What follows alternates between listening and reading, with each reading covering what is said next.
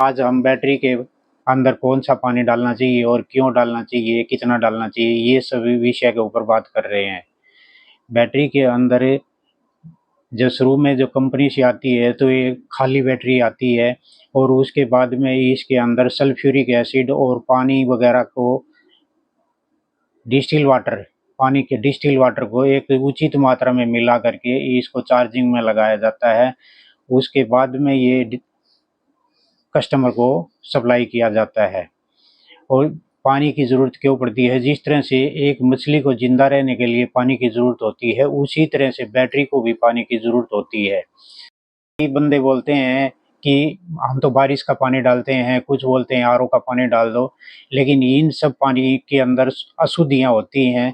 जो प्लेट जो चार्जिंग के टाइम में जो प्लेट गर्म होती है तो उस प्लेट के ऊपर ये जम जाती हैं और चार्जिंग के प्रोसीजर को कम कर देती हैं और जिससे बैटरी को ज़्यादा ताकत लगानी पड़ती है और बैटरी गर्म होने लग जाती है।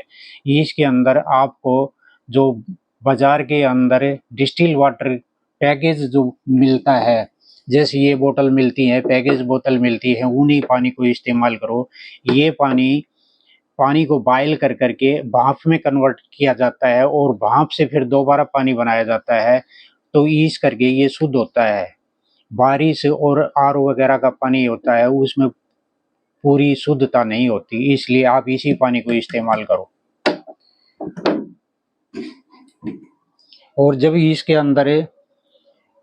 ये चार्जिंग में चल रही होती है तो ये प्लेट क्या होती है, इसके अंदर गर्म हो जाती हैं, गर्म हो करके और भाप बन जाती हैं और भाप बन करके और ये अडोप्टर से होते हैं, इनके थ्रू वो भाप बन करके बाहर निकल जाता है, जिससे इसका लेवल कम हो जाता है। जब इसका लेवल कम हो जाएगा तो बैटरी पर एक तरह से दबाव पड़ेगा और बैटरी गर्म होने लग जाएगी। इसलिए आप समय समय पर इसके अंदर डिस्टिल वाटर डालते रहो और जब ये पानी का लेवल जो है रेड में जो आ जाता है तो उसके बाद में आपने इसके अंदर पानी डालना है और इस ग्रीन के लेवल तक ही इसके लेवल को मेंटेन करना है। इसके अंदर पानी कम भी नहीं होना चाहिए और ज़्यादा भी नहीं होना चाहिए। जब पानी आप डालते हो तो इसके अंदर एकदम से पानी नहीं डालना है। इस तरह का कोई प्लास्टिक का मग लेकर के जिसके अंदर ये नोब सी बनी होती है तो पानी डालना है। पानी डालते वक्त ये ध्यान रखना है कि इसके अंदर ये जंप करके किसी तरह से बाहर ना आए, क्योंकि इसके अंदर एसिड होता है और वो एसिड क्या है आपको आउटसाइड में भी गिरेगा तो भी नुकसान करेगा और कपड़े वगैरह पे कहीं लगेगा तो भी नुकसान करेगा। आँखों को भी बचा के रखना है। जब इसके अंदर ये डिस्टिल वाटर डालना है तो लगभग बैटरी जो ठंडी होती है तब डालना है और या तो फिर जैसे चार्जिंग में नहीं होता है, चार्जिंग बंद करके रखना है तो ही इस पानी को डालना है। और इस तरह से आप इसको मेंटेन करोगे तो जैसे इसकी 5 साल की वारंटी है उसकी बजाय आप 8 साल, 8.5 साल, 9 साल इस टाइप में भी इसकी सर्विस ले सकते हो। लॉन्ग लाइफ देगा ये।